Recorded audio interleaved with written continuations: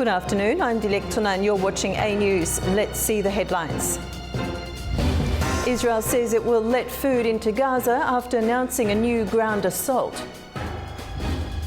Liberal Mayor Nikosa Dan defeats hard-right rival in Romanian elections. Former US President Biden has been diagnosed with an aggressive prostate cancer.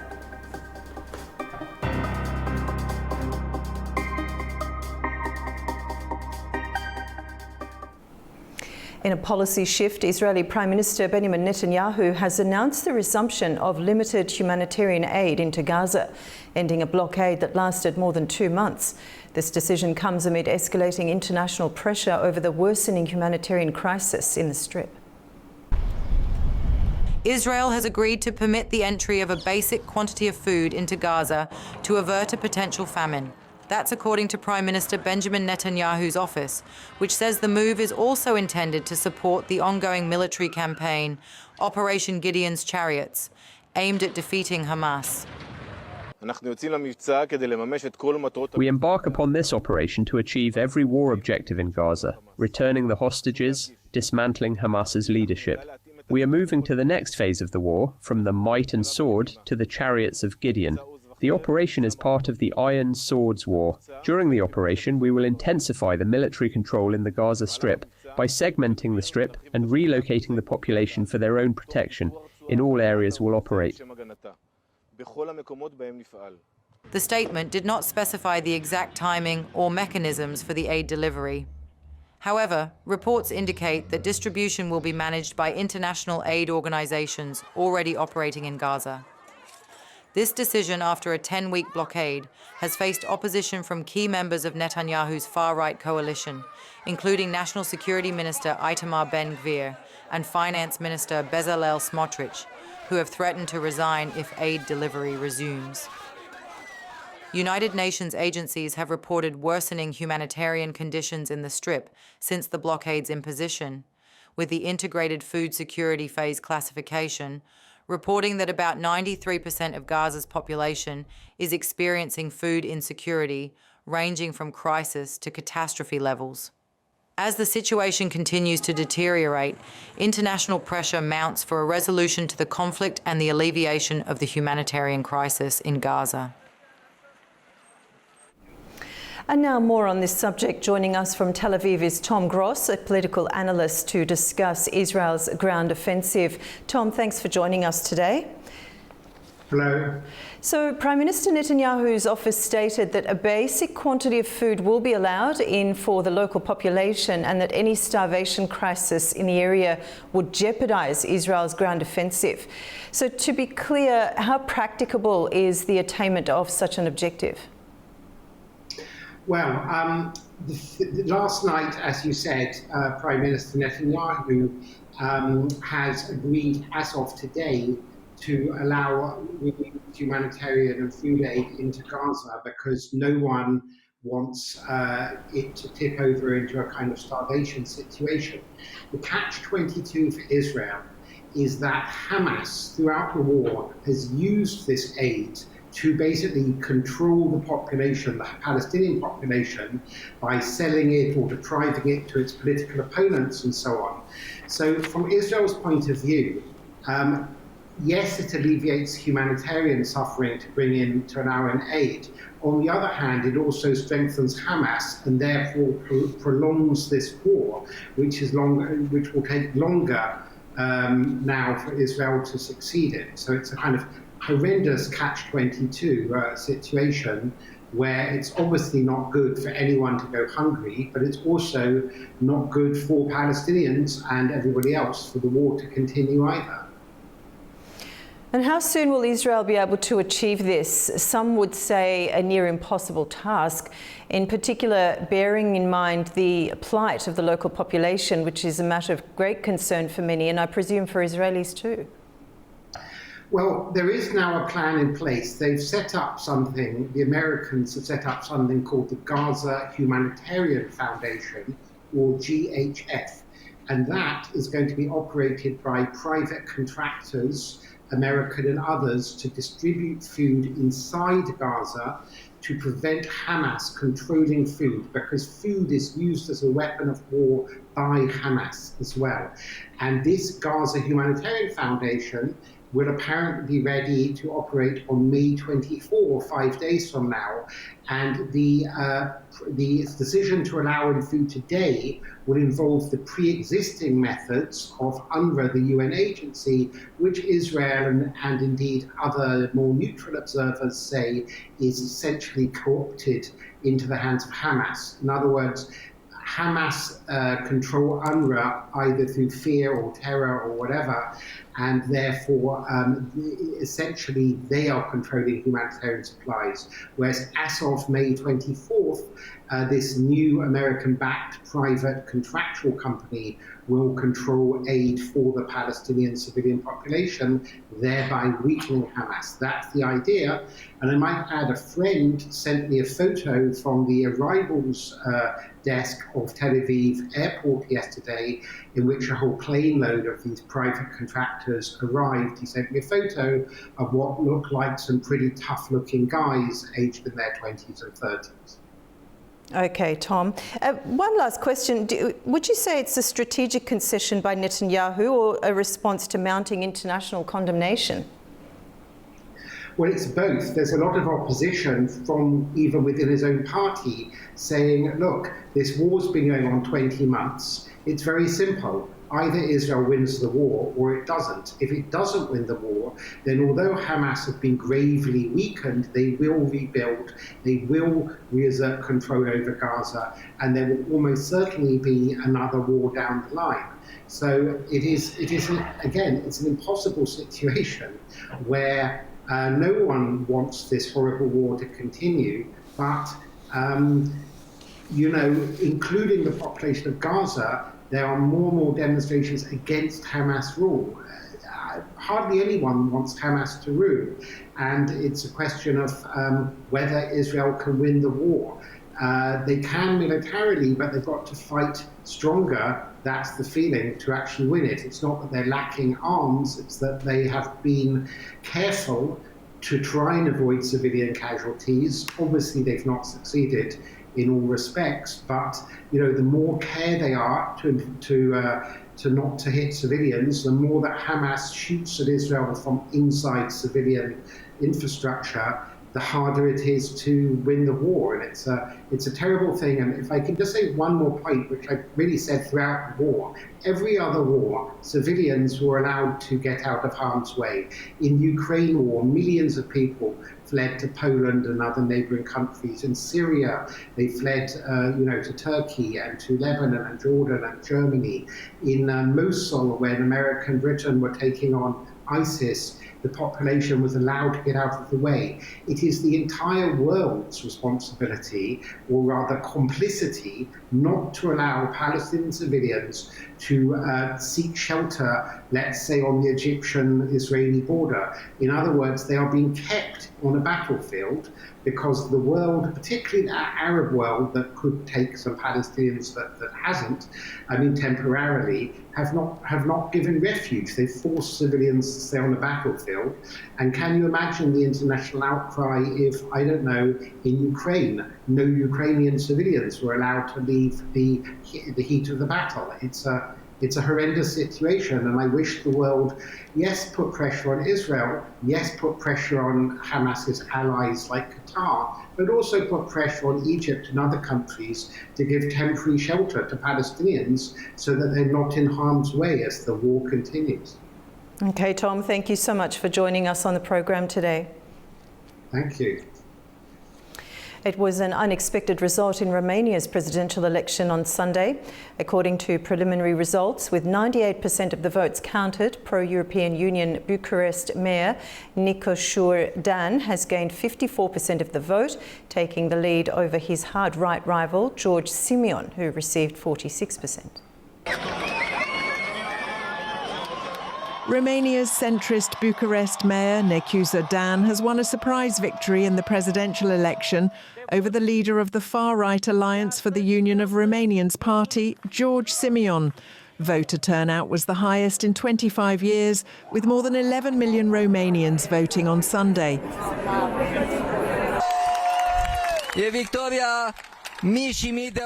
It's your victory, you know. It is the victory of thousands and thousands of people who campaign these days, who believe that Romania could change in the right direction. Don't forget, never forget the strength which you have proven these weeks, because together we will have things we have to get past. The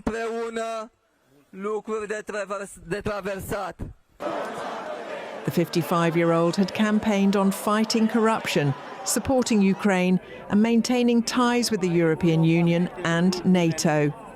Known for his calm demeanour, he trailed Simeon until days before the vote, but surged ahead at the last moment.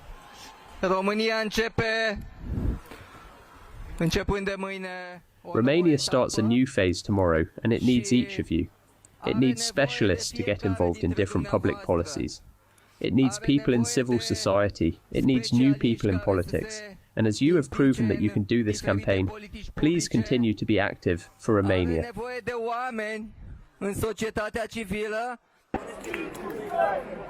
Although Simeon led the first round with 41%, he accepted defeat after initially claiming victory. The first round was cancelled 6 months ago due to alleged Russian interference and far-right favourite Călin Georgescu being disqualified. Simeon had relied on Georgescu's support and promised to make him Prime Minister if elected. Dan's win sparked enthusiasm in Bucharest. He warned of tough times ahead and stressed the need for a parliamentary coalition to restore economic balance and investor confidence. Romania has the EU's highest budget deficit, and Dan pledged to prevent a credit rating downgrade.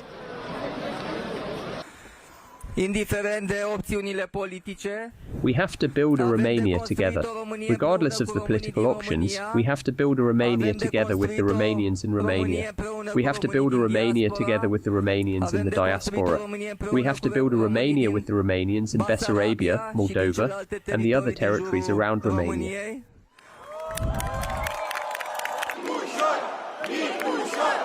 The results in Romania are seen as a reaction against right-wing populism in Europe.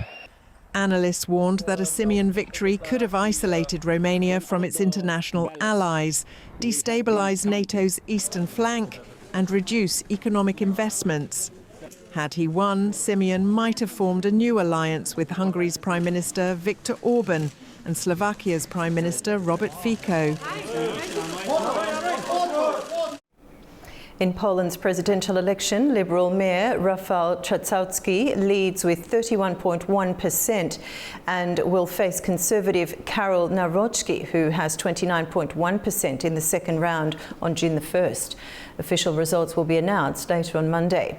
Trzaskowski promises to ease strict abortion laws and speed up judicial reforms.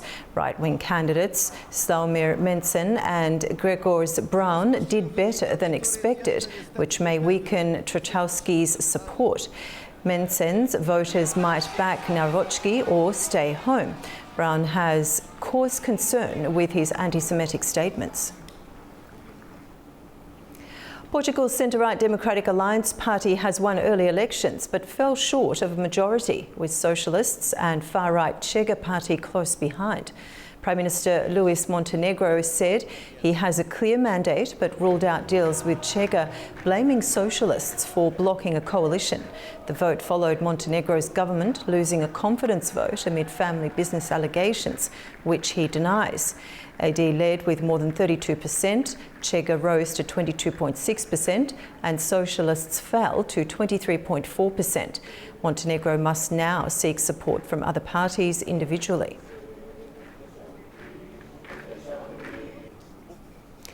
As efforts to end the war hit a deadlock, Russia escalates its military campaign with a record-breaking drone strike on Ukraine. Meanwhile, international attention turns to possible new interventions, with Trump hinting at direct talks with Putin.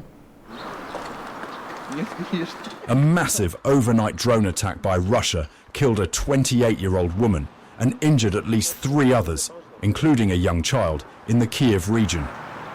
Ukrainian officials said Sunday's barrage, involving 273 drones, also targeted the Dnipropetrovsk and Donetsk regions in the east, marking the most extensive drone strike since the war began in 2022. We squeezed in the cellar and then we heard an explosion. We saw that house was gone and decided to go to the bomb shelter at the kindergarten. It was quiet for a few minutes, so we had time to run over there. We only grabbed a bag with documents. There were many explosions, a lot of them. It has been the 4th year of war. We thought God will spare us, but thanks, we are at least alive.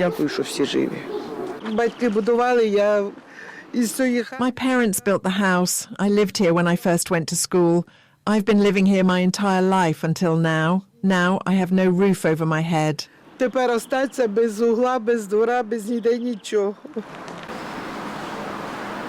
Air raid alerts lasted for 9 hours overnight across much of Ukraine, including the capital. Ukrainian air defences were active throughout the night as the military tried to repel waves of drone attacks. The raids followed the first direct talks between Russia and Ukraine in over 3 years, held in Istanbul on Friday. Those talks failed to produce a breakthrough, with Kiev and its Western allies pushing for a temporary ceasefire, a call Moscow did not answer. Meanwhile, US President Donald Trump announced he plans to speak with both Russian President Vladimir Putin and Ukrainian President Volodymyr Zelensky on Monday. Very strong. Trump, who had earlier offered to attend the Istanbul talks if Putin showed up, an offer the Kremlin declined, said progress would only be possible through direct talks between himself and Putin. Kremlin spokesperson Dmitry Peskov confirmed preparations for a Putin-Trump phone call were underway, though no details have been finalized. Ukrainian officials say Moscow used the talks in Istanbul to present new and unacceptable demands, including that Ukraine withdraw from large areas of its own territory in exchange for a ceasefire. Kyiv has since reiterated its demand for a full and unconditional halt to hostilities. Australia has begun shipping the first batch of M1A1 Abrams tanks to Ukraine. The move is part of a 49-vehicle donation aimed at strengthening Kyiv's defences. The move follows a delayed approval process from Washington, which was needed to authorise the transfer of US-made tanks. While American officials are said to be privately frustrated over the decision, the export was ultimately green-lit. During a recent meeting in Rome, President Volodymyr Zelensky thanked Prime Minister Anthony Albanese for the support as the tanks now begin their long journey to the front lines. Free speech in Europe, a cornerstone of democratic society, but is it under pressure? From Finnish politicians in court over Bible tweets to German satire facing heavy fines, the line between open debate and censorship is becoming increasingly blurred. Let's take a closer look. Europe prides itself on being a bastion of liberal values, yet free speech across the continent is increasingly facing unexpected challenges. Finnish MP and former Interior Minister Päivi Räsänen became embroiled in controversy after questioning online whether the Finnish Lutheran Church's support of the Pride Parade aligned with biblical teachings. Although acquitted by a Finnish court in 2022, prosecutors are pushing for a Supreme Court retrial, turning her simple tweet into an ongoing legal saga now spanning 6 years. Räsänen's case is far from isolated. Germany's strict laws against defamatory criticism of politicians have triggered hundreds of complaints. Recent incidents have seen hefty fines and even suspended prison sentences for satirical or harsh commentary.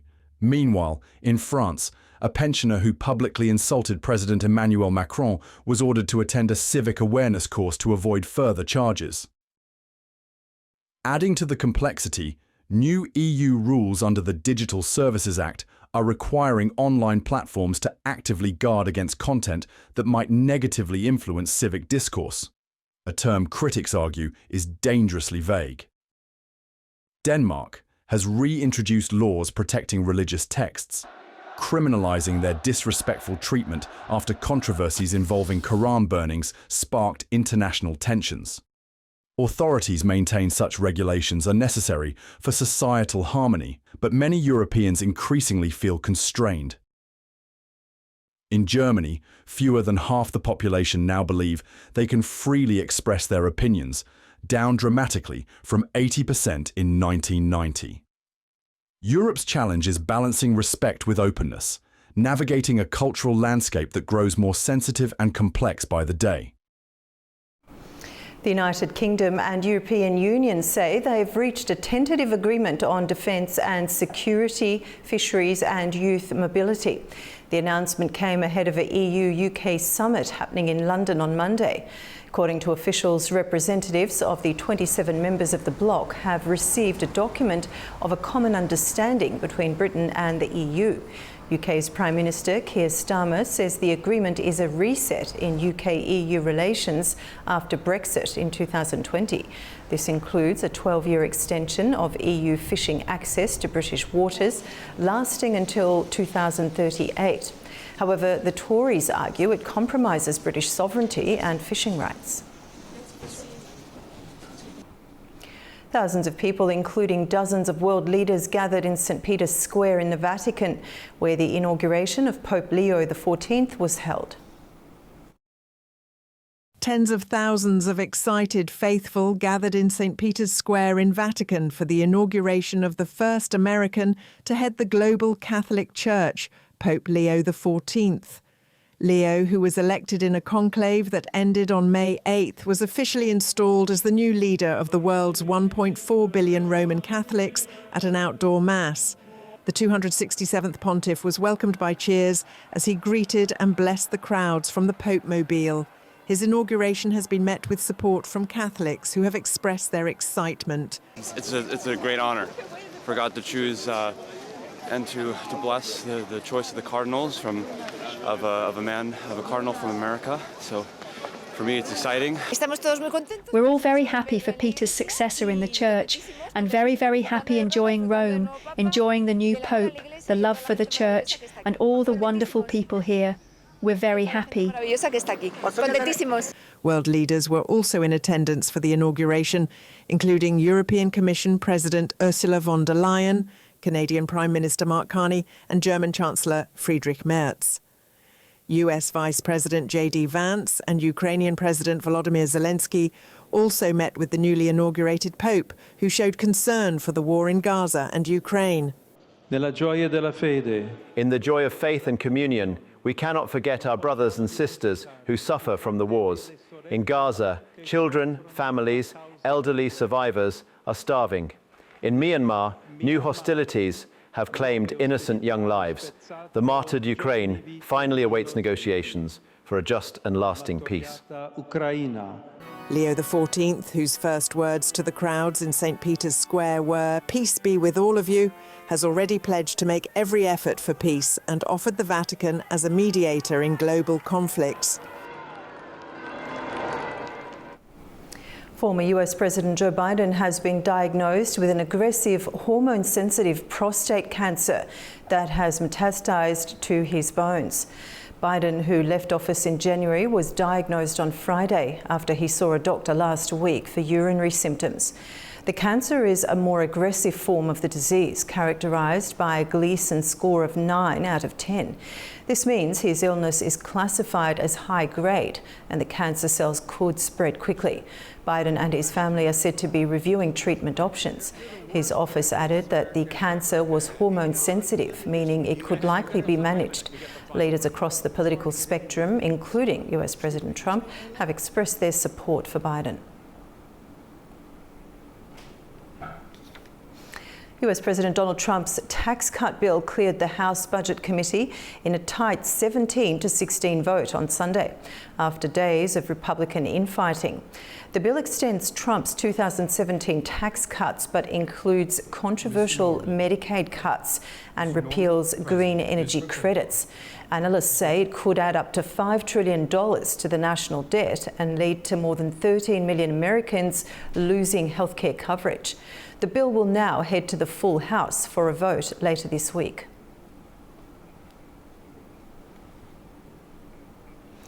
A series of devastating tornadoes and severe storms have swept across central and eastern United States, claiming at least 28 lives and causing widespread destruction.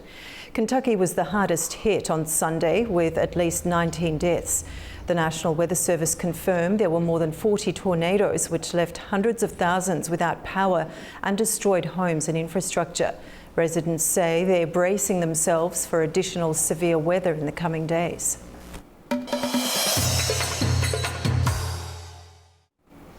Azerbaijan made a striking appearance at the Royal Windsor Horse Show in the UK, showcasing its equestrian excellence and cultural richness.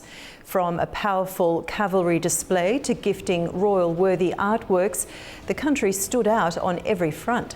A painting by artist Alnur Mahmudov was presented to King Charles III, while a hand-woven carpet by Aygun Nagieva was gifted to Prince Edward. And in a thrilling polo finale, Team Land of Fire Azerbaijan clinched a 12-10 victory over Windsor's Guards team, drawing high praise from international leaders and reaffirming Azerbaijan's rising presence on the global equestrian stage.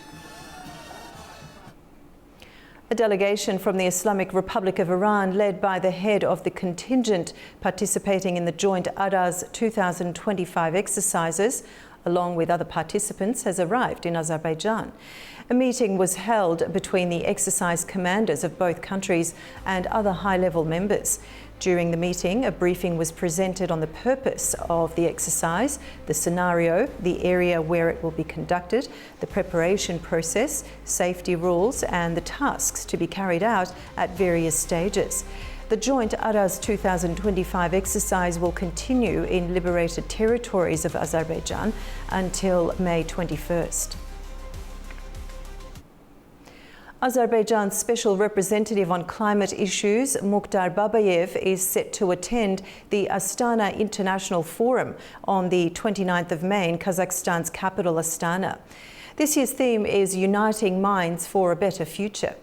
It'll bring together world leaders, international experts and business representatives. Key discussions at the forum will focus on foreign policy, sustainability, energy and economic development, aiming to foster global cooperation and innovative solutions for the future. Kazakhstan navigates the complexities of global politics, fostering The informal summit of the Organisation of Turkic States will take place on the 20th and 21st of May in Budapest, according to the Secretariat of the OTS. Hosted by Hungarian Prime Minister Viktor Orban, the informal OTS summit will gather leaders from member states Azerbaijan, Kazakhstan, Kyrgyzstan, Turkey and Uzbekistan, along with observers and the OTS Secretary-General. It marks the first summit held in an observer state, underscoring Hungary's growing role in Turkic cooperation. Under the theme Meeting Point of East and West, leaders will discuss deeper cooperation and shared regional ties.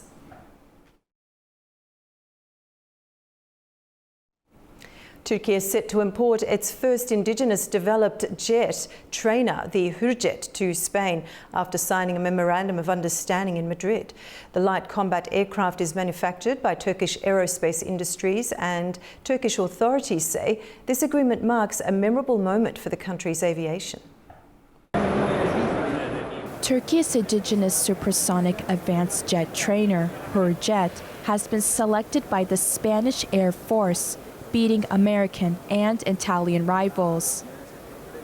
A memorandum of understanding was signed at the FEINDEF 2025 Defense Fair in Madrid this week between Turkish aerospace industries, Airbus, and the Spanish Ministry of Defense. Turkish authorities say it marks a major step toward the light combat aircraft's export and joint production in Spain. The TAI General Manager, Mehmet Demiroğlu, told Turkish media outlet Savunma Sanayi East that the agreement launches the Spanification process, integrating Spanish companies into the supply chain. We have completed another milestone in our Hürjet's journey to Spain. We also took a big step with Airbus. They were selected as the national coordinators by the Spanish Air Force and the Ministry of Defense. What does this mean? It means we will carry out the industrialization part together with Airbus. Production will occur in 2 phases. Initial units built entirely by TAI, followed by a mixed production model with Spanish partners. Demirolu emphasized that Hürjet remains a fully Turkish product with localization adapted to Spain's requirements. A detailed industrialization plan will be submitted within 2 months, with a final contract expected by late 2025. Officials say this is the first time a Turkish-made trainer aircraft will be used by another NATO country's air force, highlighting a milestone for Turkey's defense exports, previously dominated by naval, unmanned, and land systems. Both Turkey and Spain aim to have Hürjet operational by 2028 or sooner. These are the updates for the hour. Thanks for watching and stay tuned to AnewZ.